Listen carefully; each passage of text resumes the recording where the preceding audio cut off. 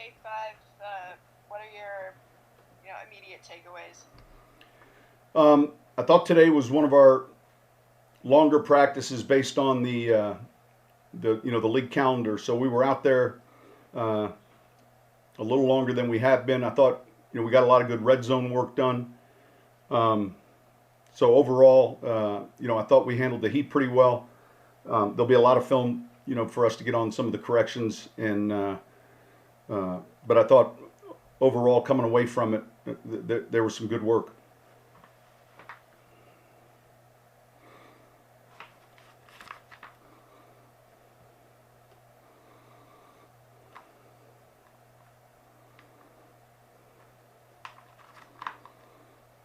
You guys good? Sean, do you see a comfort level with Jared Cook being in the second season in this system? Do you kind of see that in this training camp? Yeah, look, there's two things that come to mind for me with him. Number one, I think for a player of his experience and his years in the league, I think he's in outstanding shape. He's got very good stamina, and I think that served him well as a player. And then secondly, clearly he's got a real good grasp as to what we're doing and the confidence that Drew has with some of the details in the passing game, and then also how he's handling the running game. He's been playing well.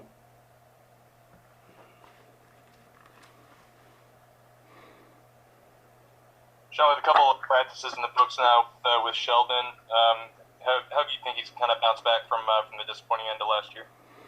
I think he's someone that spent a ton of time in his rehab, and he's always been a real smart and instinctive player, and the key is just getting his body back to football shape, and his conditioning level and his strength, and I think we've seen that, and that's continuing to come still.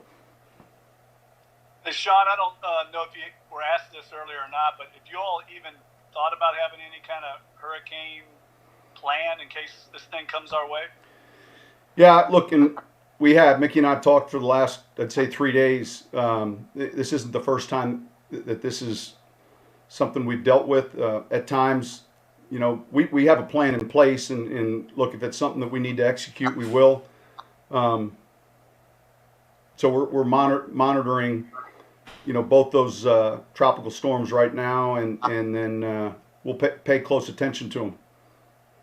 Sean, when Sheldon is healthy, what are the things that stand out about what he adds to the defense? I think he's a real good leverage player. I think he gives you, I think, good pass rush from an inside tackle position. I think he's got good hips and movement skills. He's smart. So, when he's playing at full speed, he gives you an added rush threat from an inside position, and I think we've seen that, and we've benefited from that. I think of 2 years ago when he was really having one of his best seasons. So I think that's something that he excels at. Sean, what kind of growth have you seen from Dionte Harris as a receiver from last year to now? Quite a bit. He's one of those players that is a little bit more mature beyond his years. I mean, as you're around him, he's for someone who's come from such a small program. He can pick things up very quickly, retain them, and then take them to the field. And it's just up to us now, really, to continue to build and have packages for him and get him more involved offensively, as well as in the kicking game. But he is a smart player, and there's a maturity to his game that's very impressive. Sean, as you and Mickey are discussing those hurricane plans, how much has it altered, especially this year when you have to deal with the COVID and with the pandemic? Does that kind of alter your plans, what you have to do, unlike if it was in years past, if it was a normal year and you had to deal with hurricanes? Look, I think it's a great question. I don't think it's really altered the plans. We've communicated with the league office in the event that we would have to do something, and they understand some of the nuances that would be involved with leaving and setting up camp somewhere else. The good news is, generally speaking, it wouldn't be for a long period of time. But it happened again.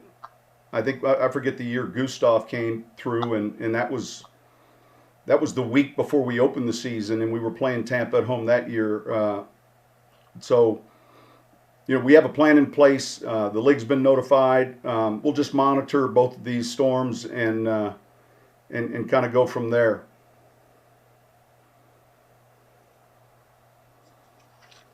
What have you seen from Joe Bachie in these first couple practices? Look, he's someone that I think is pretty active. He's got good football IQ. He's one of those players that we're going to have to, as best we can, get special team snaps out here, see how he does in that role. That's going to be important. But, there's certainly some instincts that you feel with that player.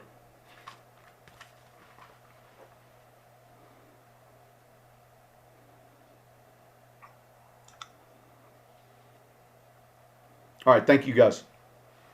Thanks, Coach.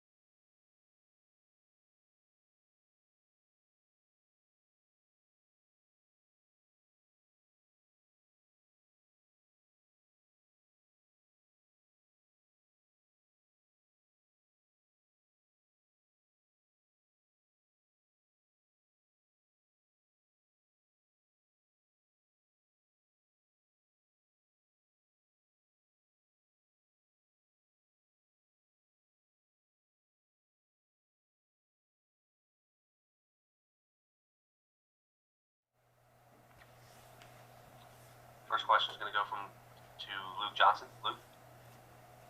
Hey, Sheldon, how you doing, man? I'm all right. How about yourself? I'm doing good. I guess that's actually the question. How are you doing? How are you feeling coming back from that injury to end last year? I'm good. I think each day I feel a little bit more and more like myself. Even on the first day out there, like I was doing things that kind of surprised myself sometimes, just from like the comfort level I was doing them at, the explosion level I was doing them at. So each day I'm taking steps, but definitely starting to get into that old bag of who I used to be. Questions from Caroline Gonzalez. Hey Sheldon, 2 years of injuries now. How do you keep yourself mentally prepared and mentally on top of your game? Because obviously you're used to the physical standpoint, but mentally, how do you keep yourself confident? I won't sit here and act like it's not tough. It is. I mean, just speaking from personally, when the first injury happened, I was pretty much starting to come into where I felt like I was, hitting my stride in this league and becoming the player I always wanted to be. So for that injury to kind of knock me down and then kind of have another one follow it up rather quickly, it has been tough. But at the end of the day, this is great training staff here, great teammates, great support system at home. So I've been able to not only do this myself, but I've been able to lean on others throughout the entire process, and they've, continued to instill in me that, eventually I'll be the player who I want to be, who I was before, even better. I just got to continue to trust the process, continue to work, and all will take care of itself. Next question is from Kat Terrell.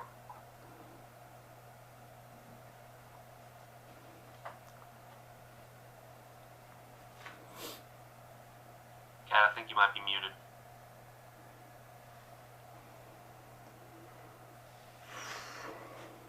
Come back. I'm sorry. I'm always the one with problems. Can you hear me? Yeah, we're good. We're good. Okay. Well, I was saying, first of all, it's great to see you. It's been a while. But I was just wondering what happened with that injury last year. Do you think your Achilles injury contributed to something eventually just kind of giving way? No. So the medical term for it is I had a Haglund's deformity. It's like an extra bone growing off the heel, and it was essentially slowly but surely pushing my Achilles off the insertion point. So it wasn't a matter of if I was going to tear it, it was going to be a matter of when. That's just kind of that's just kind of how severe mine had gotten. So it really just became a point of, do I fix it now and, start the rehab, or do I try to play on it, try to, salvage what's left of the season and potentially tear it and have to go through a whole Achilles repair rehab again. So that's pretty much what it was. I don't think the other one contributed to it. I kind of had the same thing on that side as well, the same deformity. So it was just pretty much a matter of time was when I was going to need to fix it. I knew I'd had it since probably college. Like I'd always felt kind of, something back there, but, wasn't to the point where it was going to slow me down or prohibit me from doing what I needed to do. So it really just got to that point where it was no longer, we could get it to the game and I was going to be able to flourish. It was at the point where anytime I would push off or do anything explosive, it literally felt like it was going to tear. So it was just at the point in time where needed to get it fixed so I can get back to playing the style of ball I know I can play. And any athlete will tell you, if you're going out there and you don't feel like you can do the things that you can do, that puts you in a dark place. So I just wanted to be able to get back to my happy place, essentially, being able to, be disruptive and play great football. Next question is from John DeShazer. Sheldon, when you're going through the process, what are the benchmarks you look for in recovery that says, okay, I'm on track? I feel like I'm gonna be exactly what I was or what I think I'm gonna be. Yeah, so obviously it starts, from the medical side, just making sure it's healed properly in the correct positions. There's no, everything's, where it needs to be. And then from that standpoint, it's about strengthening. My teammates will tell you I lift heavy. So for me, I just need to be able to lift heavy. Like if I can go in there and, I think this, during this rehab, I got up to, deadlifting, 700 pounds for multiple reps. So like when I can get to start doing those types of things again, that's from a strength perspective. Okay, we're getting movement. I'm a upfield kind of guy. I'm gonna sit there and I'm not 320. I'm gonna sit there and just sit down the line of scrimmage and take on double teams and not move. Like I want to get up the field. I want to be twitchy. I want to get around corners, get around edges, spin moves. You guys have seen it. So I once I can start working into some of that, feeling like my get off is strong, feeling like I can get off with Cam, I can get off with Marcus, Trey, those guys, like feeling like I can hang with those guys and get offs and working moves. Like that's when I started to feel like, okay, all right, we're kind of rounding in the form. And then the last test is always like just got to push on somebody. Somebody's got to try to block you, and you got to be able to absorb it. Find the ball, go make a play. So, like I said, each day's been getting better. I feel like each day I take a step, and we're going to continue that trajectory. That's how it goes. Next question from Amos Morale. Yeah, Sheldon, kind of following up on that, was it more difficult this offseason to reach those benchmarks because of the restrictions with COVID? No, not really. I won't say it was COVID. I think if anybody knows me and how I go about my business, worldwide pandemic aside, like I had business to handle. So, I was going to get it by any means, whatever it took. COVID didn't slow me down too much. It may have limited, certain days where I could get in the building and do certain things. But overall, was still able to kind of hit all my benchmarks, not necessarily always exactly what I wanted, because of the restrictions. But all in all, it's all come together very nicely, and we're just gonna keep this thing rolling. And then with obviously, I know getting healthy was your main focus, but improving is something we know that you always are focused on in the off season. How did you kind of balance, getting your rehab work in, but also finding ways to get better? Yeah, so for me, it's all about like I watch a ton of tape.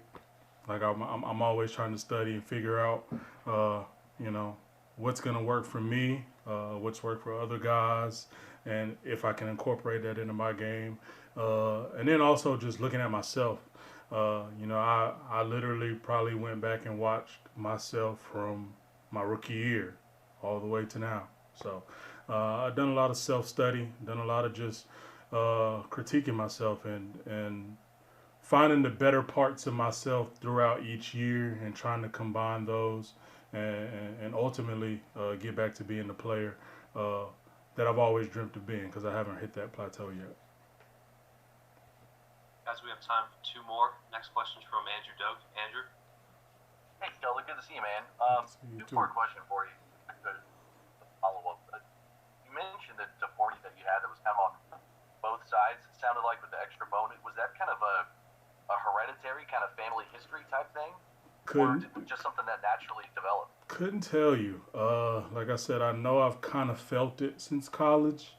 That's when I first started noticing it. But again, like it was just very faint. Never was a thing that really caused any, concern. But, the more and more I played, it started to bother me a little bit more. And then really once I tore this one, that's really when I found out all about it. Like, that I had the deformity, and then I most likely have it on the other side as well, because I had pretty much some of the same symptoms I was having on the left. And then we just tried to manage it. We just tried to treat it up as best as possible, limit reps in practice when I can, do certain, just try to get me to the game and have me feeling as fresh as possible. all the while still getting my work in through the week, but just being smart about it. But like I said, it just got to the point where I really couldn't get any work in, without being in a lot of pain. So we just kind of went ahead and made that business decision to go ahead and get it taken care of so I can come back and really be myself for this year and really try to put my imprint on this team again. Because of the injury, were you able to rehab at the Saints facility even with all the craziness with COVID going on, or did you do that outside the facility? Yeah, so I did some of it outside the facility. I would come back in and check in periodically. But once COVID kind of hit, I was already away.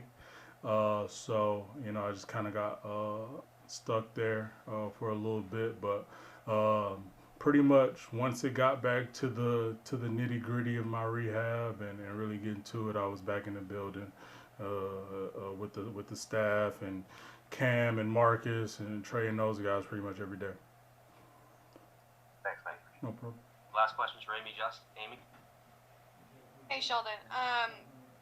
Just some clarifying questions. So, obviously, this had gotten worse for you as time had went on, but when could you say enough is enough and you had to get it fixed? Yeah. Like, was it week 4 or the week that you stopped? Yeah, definitely the week I stopped. I think early on we were kind of we were optimistic that we could treat it up and have me ready to play each week. Pretty much pain free, but it just wasn't the way it worked out. And then playing San Francisco, I just went to put my foot in the ground and just kind of felt something shoot up literally from that spot all the way up through my leg. And my initial thought was I tore my Achilles. That was my initial thought.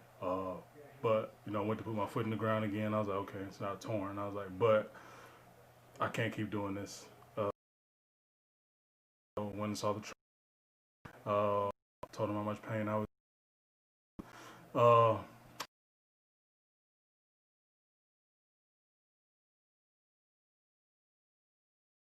For the season. This won't be an issue for you ever? I haven't done that much, but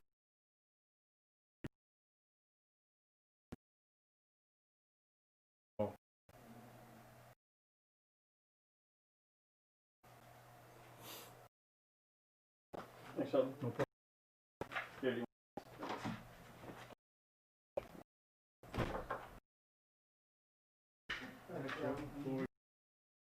In there for you. All right. Yep.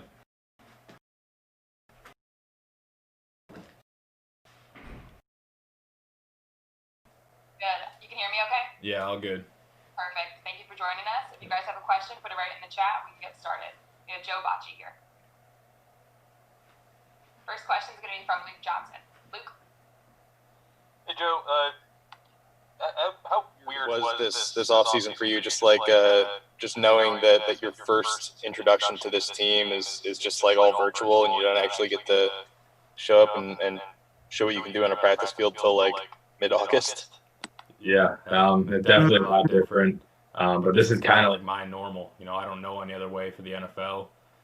So the virtual stuff all off season, it was different. It was great. Coach Hodges, Coach Riz, they did a great job all off season with us. Giving us the playbook, constantly installing stuff, meetings. But like I said, this is kind of the normal for me, so I don't know anything different. Craig Robertson was a great vet to look up to because he was a guy in 2011 with the lockout and everything. He's given me some advice, but definitely a different offseason for all of us. Next question's from Mike Triplett. Mike? Joe, I noticed at a moment during practice today when Alvin Kamara took you to the side and was showing you around. How cool is that to get that kind of like expertise and education from one of the top running backs in the league? Yeah, AK is a very intelligent guy, very intelligent football player. And whenever you can get advice like that from someone who's been so successful and he's so good on the field, he's so smart when he runs his routes, and he just told me based on the wheel route how to play it a little better, how to get my eyes around so you can make a play on the ball, be a playmaker, maybe get an interception or something. But that was definitely a good teaching moment and a special moment for me. Next question's from Amy Just. Amy? Yeah, you mentioned Craig and the as similar as possible experience somebody could have here, I guess. Yeah. What did he tell you? And just stay down, because you never know when your time's going to come. Be ready for whatever it is. And then once we do get our opportunity, whenever that is, and, for me, it's right now, go 100 miles per hour. You never know, when your last day is. But when you're out there, have fun, enjoy the process, and just go out there and play ball. Have fun's his big thing. That's what he tells us every day. Just go out there and have fun. Next one's from Luke Johnson. Luke? Joe, I know this is this is not an abnormal experience for you since you only really know the college thing. And but how do you show that you belong in this team when you don't get the game reps, and there's limited ability to show you can tackle and stuff in practice. How do you stand out? Just understand the defense. That's the biggest thing. I pride myself on being a smart football player. That's what got me on the field in college, and I'm hoping that's what extends my football career into the NFL a little bit. Just understand the defense, slowing it down a little bit so you can see the big picture when you're out there. The tackle and everything, that's just natural for us now, at this point for playing ball so long. But if you're in the right spot, you're going to make some plays. And like I said, just have fun when you're out there, play ball. That's what we've done since we've been little kids.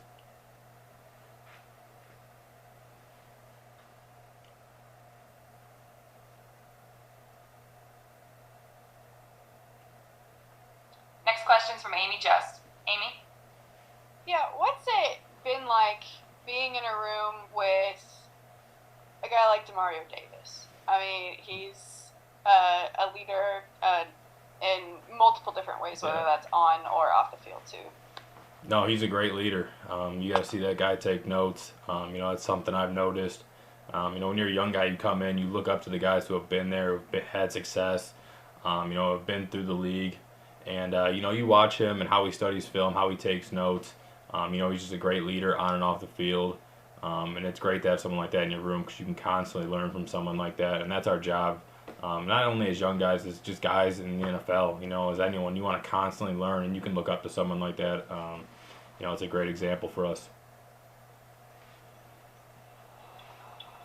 Next one's from Jeff Duncan. Jeff? Hey, Joe, where are you concentrating most of your work right now? Are you cross-training at all, and where do you feel most comfortable at? I've always played Mike linebacker. They got me there right now. But, I play Will. I get Will reps during practice. I'm willing to get Sam reps, whatever it is. I just want to be that guy who brings value in more than just one way. So whether that's Mike, Will, an opportunity at Sam, special teams, whatever it is, I want to bring value to that position, and I'm going to go 100 miles per hour when I get in that position. And a quick follow-up. What's the adjustment been like for you with the Louisiana heat and humidity? Yeah, it's not Michigan, Ohio, I'll tell you that. I got down here July 16th, so a little early. I was working out with Adam Troutman, Zach Bond a little bit, trying to get used to the heat just before camp starts. And, you thought you were good with it, and then you put the helmets and the pads on. It's still a little different. But I'm glad I got down here early to try and get used to it a little bit, get acclimated. But you better be drinking a lot of water, that's for sure, because you lose a ton of weight during practice, so you better be drinking. All right, I think that wraps it up. Thank you, Joe. We appreciate it. Yeah, thank you guys. Appreciate it. Thanks, Joe. Thank you. Good.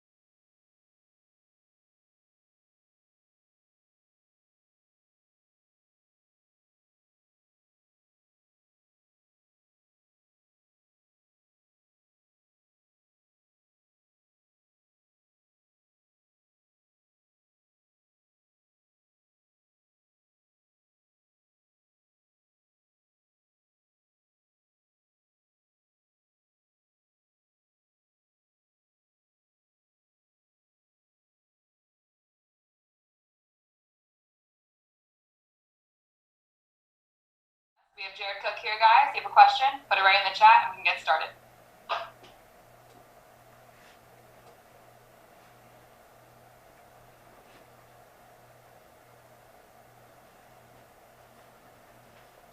First question is going to be from Amos Morale. Amos? Yeah, Jared. Obviously, your second year going through training camp with this team. One of the things your coach has mentioned and some of your teammates is it just seems like you're much more comfortable. Is that kind of allowing you to focus on just sort of really improving? Yeah. It's kind of picking up where we left off last year. Just continue to get better, continue to build my rapport with Drew. It's a little different this year, being we didn't have OTAs, so still working through quite a bit of stuff. And then on top of that, our defense has a different look this year as well.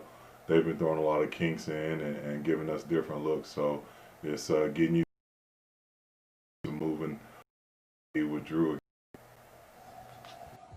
Next question's from Amy Just. Amy? Hey, Jared. What have you seen from Tommy Stevens in the, week and a half that he's been a tight end? It's kind of like a fish out of water with Tommy. A little bit new to the position, but a lot of improvement. He's getting better in the run game, learning how to use his pad level a little bit better, stay lower, and just learning where to line up and continually get better in his route running as well. So, it's just a learning curve each and every day for Tommy, and he has a lot of room for improvement and a lot of room to grow, which he's seen very open to, and his willingness to learn a position and get better at it. Next one's from Andrew Doak. Andrew? Hey, Jared. Good to see you, man. What's up? Look, from a 10,000-foot perspective, I know from a team standpoint, obviously a successful season would probably be defined as winning a Super Bowl, but just individually, what would you consider a successful season now that you feel like you're in rhythm with Drew Brees and you feel like you guys can hit the ground running? Each and every year you want to improve. Last year I set personal highs in TDs and yak, yards after catch, and I think that was really huge for me. But I still feel like I can improve on that and get better. Early off, me and Drew were out in the beginning of the season, so I feel like having a full season with him under our belts and to play together and continue to improve, that's only going to make this team and us better and this offense better. So, it's continually get better each and every year and set my personal goals high to where I can reach them and something I can continue to attain. Next question's from Amy Just. Amy? Yeah, a follow-up on that. With you setting those personal bests for yak and TDs, obviously nobody wants to miss time, but is there a silver lining in that, knowing that you still achieved those goals and you didn't play in every game? Yeah, absolutely. Like you said, right, you never want to miss time, but being that I did miss 2 games, and then Teddy started off the season strong last year, but going into the season, your rapport wasn't with Teddy, right? So being that we could get a full camp in together with Drew once again this year and go into the season, Lord willing, everybody healthy and everything clicking on all cylinders, the potential to start off the season stronger and to finish the season stronger is there. We just got to go out and do it. We got to continue to work through this point in camp where we are now and just continue to get better. And that's only going to help us set up for a successful season. So we got to make sure that we focus on that, stay healthy, and continue to improve. Next question's from John Dusager. JD? Jared, how do you see the offense functioning so far in camp? You guys have had some real spirited practices against the defense, but how do you see the offense functioning right now? I think we're doing pretty good. I think it's some areas of improvement, but off the bat, in terms of energy, coming off the ball, firing off the ball, finding running lanes for the running backs, moving the ball downfield, I think we're doing pretty good.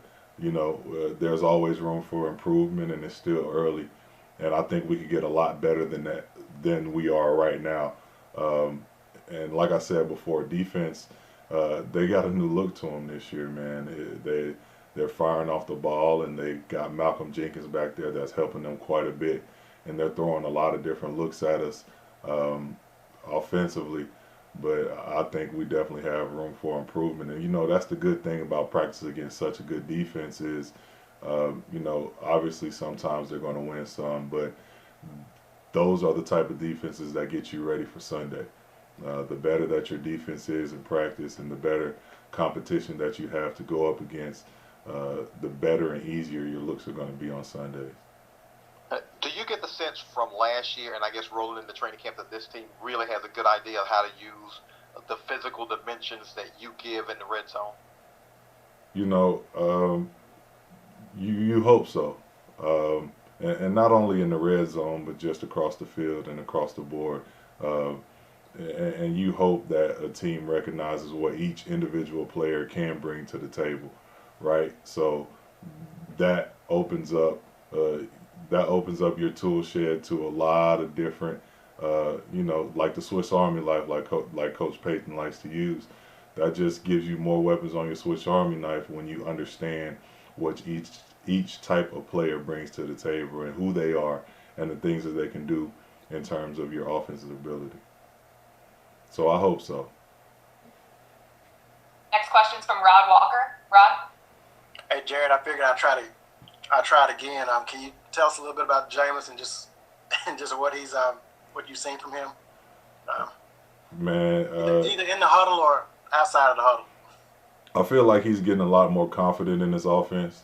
You can see him working in between periods, just working on play calling, working on his vision, working on his reads, and just getting an understanding. And I think I see him getting a lot more comfortable in this offense and making the right throws. Today we had some one-on-ones, and it's different playing with him and Drew. He has a lot more velocity to his ball, and his balls come out a lot faster than Drew's, and he can put some heat on the ball, man. And he's able to just make the right throws and get them in a timely manner. I think he's going to be all right, and I think he's going to pick up pretty well. So he's improving. He's getting better. This is a time where he can really get a step up and kind of learn and continue to, learn this offense and master it. So, and I think he's doing that quite well. How tough of an adjustment is that for you to, have to adjust from the velocity of his balls to Taysom's to Drew's? It's with veteran quarterbacks, it's quite different, just in terms of when the ball gets there, like Drew's balls, his balls come out a lot earlier. It's a timing thing with him. And with Jameis sometimes, or younger quarterbacks, they have the ability to just fire it in there, not necessarily meaning that that's always the right thing to do, but, they squeeze the ball in there a lot later sometimes. So it's a lot of times being the receiver, it comes down to focus. With Drew, I feel like it's more get your head around, get your eyes around so he can tell that when the ball's coming. With those receivers, a lot focus on make sure you receive the catch and haul it in, because sometimes they're more apt to fit it in and squeeze it in those tight windows. The last question is going to be from Andrew Doak. Andrew? Jared, last offer, you mentioned the yards after catch, being better than it has been this past season. I'm curious, you mentioned the last time that you talked, the body language of you and Breeze being on the same page has developed, and I'm curious too, his accuracy and the ability to get it out early, how much does that help your yards after catch as well? It helps a lot, especially when he knows what the defense is bringing, and he can anticipate that throw, and you're able to give an indicator to him on when you're breaking or when you're coming out of your route.